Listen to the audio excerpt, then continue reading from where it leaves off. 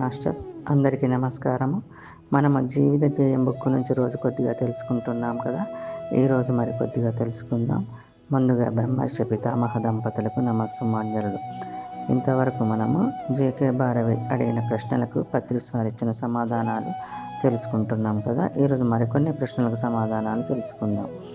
JK మరి అయితే ఇప్పుడు లోకంలో ప్రచారం ఉన్నట్టుగా ఫలానా ఆయన గురువు, ఆయన చెప్పిందే మనం నడుచుకోవాలి ఇలాంటివి. పత్రిజీ, ఆయన గురువే ఎందుకు కాడు?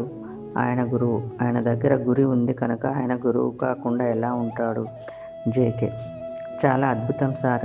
ఇది గురి అన్నది ఎవరి దగ్గర ఉంటే వాళ్ళు గురువులా? పత్రిజీ, అంతే. అయితే మీరు గురువు అన్న పదానికి ప్రతిపక్ష పదం చెప్పండి చూద్దాం. జేకే, శిష్యుడు. పత్రిజీ, కాదు, ఇంకోటి చెప్పండి. JK question mark. పత్రిజీ, గురువుకి ప్రతిపక్ష పదం లఘువు. గురువు అంటే బరువైన వాడు, లఘువు అంటే తేలికైన వాడు. ఒకానొక మనిషి సంగీత గురువు అంటే సంగీతం పట్ల గురి ఉందాయనకి కనుక సంగీత గురువు అయ్యాడు. మా తండ్రి గారు ఉన్నారు. నేను సంగీతం నేర్చుకునేటప్పుడు ఆయన ఎప్పుడూ అంటుండేవారు, ఏమొస్తాయిరా సంగీతానికి, డబ్బులు వస్తాయా అని. ఆయనకి సంగీతం అంటే ఇష్టం ఉండేది కాదు. నేను సంగీతం గురువు గారి దగ్గరికి వెళ్ళటం అంటే సంగీతం అంటే ఆయనకి గురి లేదు కనుక ఆయన సంగీతం అనే క్షేత్రంలో ఒకానొక లఘువు. మా తల్లిగారు సంగీతం నేర్చుకో, నేను చిన్నప్పుడు నేర్చుకోలేదు, నువ్వన్నా నేర్చుకో అని నా వెంట పడింది. అంటే ఆవిడకి సంగీతం పట్ల గురి ఉంది కనుక ఆవిడ ఒక సంగీత గురువు. అలాగే ఏ రంగంలోనైనా సరే, ధ్యానంలో కూడాను ధ్యానం పట్ల ఎవరెవరికి గురి ఉంటుందో వారంతా ధ్యాన గురువులే.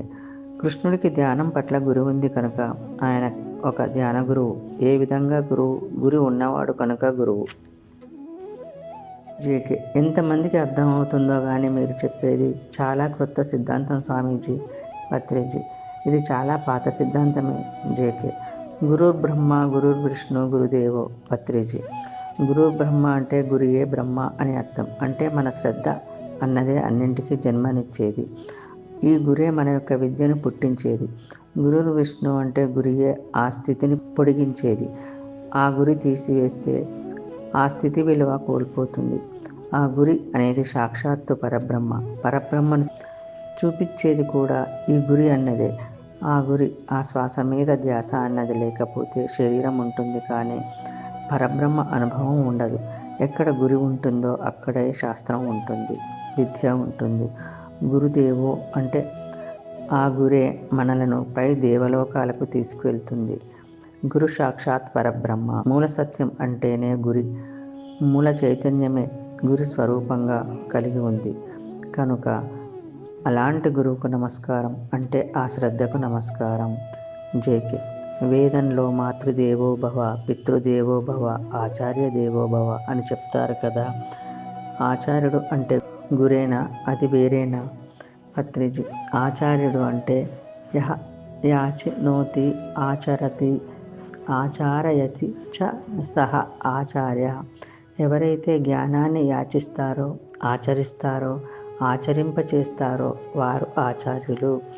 గురువైన వాడు ఆచరింప చేయకపోవచ్చు, కానీ వాడికి గురి ఉంది, ఆచరింప చేస్తే వాడు ఆచార్యుడు. శంకరాచార్యుల వారికి ఆత్మజ్ఞానం పట్ల గురి మాత్రమే ఉంది, అందరి చేత ఆచరింప చేస్తారు కనుక ఆచార్యుడు. ఒకానొక గురువుకు ఇంకొకళ్ళను కూడా గురువుగా తయారు చేసేలాంటి ఆ గురి ఉంటే అతడు ఆచార్యుడే. మీకు గురువు కావాలనే గురే కాకుండా అందరూ కూడా గురువులు కావాలనే గురువు ఉంటే మీరు కూడా ఆచార్యులే. జేకే, ధ్యానం చేస్తే మనం ఎవరి దగ్గరికి వెళ్ళాలనుకుంటే వాళ్ళ దగ్గరికి, ఎక్కడికి వెళ్ళాలనుకుంటే అక్కడికి వెళ్ళొచ్చా? పత్రిజీ, వాళ్ళే మీ దగ్గరికి వస్తారు. వాళ్ళ దగ్గరికి వెళ్ళగలిగే శక్తి మీకు లేదు, కానీ మీ దగ్గరికి వచ్చే శక్తి వాళ్ళకుంది. అయితే వారు మీ దగ్గరికి వచ్చినప్పుడు వాళ్ళను చూసే శక్తి మీరు సంపాదించుకోవచ్చు. అదే ధ్యానం. ఓకే మాస్టర్స్, ఈరోజు ఇంతటితో ముగించుకుందాం. తిరిగి రేపు మరికొద్దిగా తెలుసుకుందాం. అందరికీ ధన్యవాదాలు. బ్రహ్మర్షి పితామహకు నమస్కారములు.